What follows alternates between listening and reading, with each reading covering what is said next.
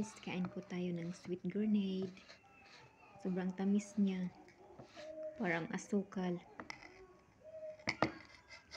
Ito yung variety niya ay matamis.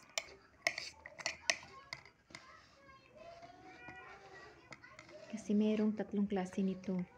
Merong pure na matamis, merong half na matamis, at merong half na maasim, mix, at merong maasim talaga siya. Yung kinakain ko, yung yung pure na matamis. Minsan, kumakain din ako ng half na matamis at maasim. Pero yung maasim, ginagawa lang yung sauce. Pero makain din naman yung maasim, lagyan mo lang ng asin. Medyo may tamis din na kunti at yung maasim niya lang, yung na sabor niya masyadong maasim.